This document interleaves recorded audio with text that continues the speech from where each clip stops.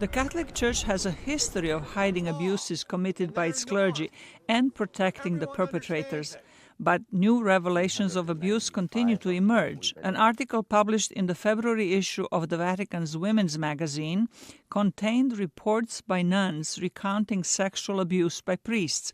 Some said they had been forced to have abortions, which is against the Church's teaching. We've received many reports of these abusive situations, so at a certain point we had to talk about it. If not, we would have lost the trust of the women who wrote to us, who reported these things. Lucetta Scarafia, the founder of Women Church World, says the new editor of L'Osservatore Romano planned to take over the magazine at the beginning of the year, but backed off when she and all the female editors threatened to resign.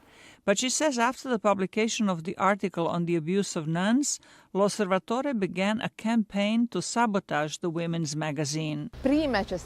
First, there was an attempt on the part of the new director to participate himself in our meetings and to invite people to participate in a way that never happened before, breaking up a tight group that had worked together for many years.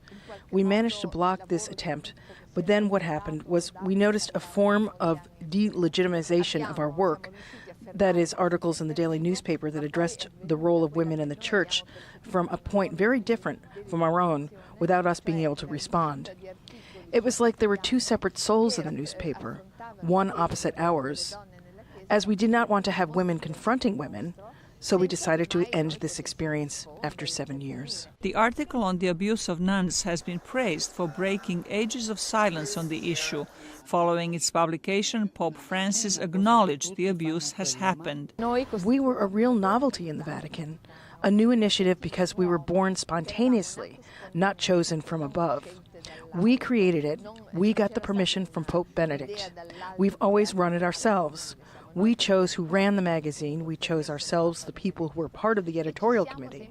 It was an interesting intellectual laboratory. The director of L'Osservatore Romano, Andrea Monda, issued a statement denying attempts to weaken the women's magazine. He said he wanted other female voices and viewpoints on the pages of the Vatican's daily paper.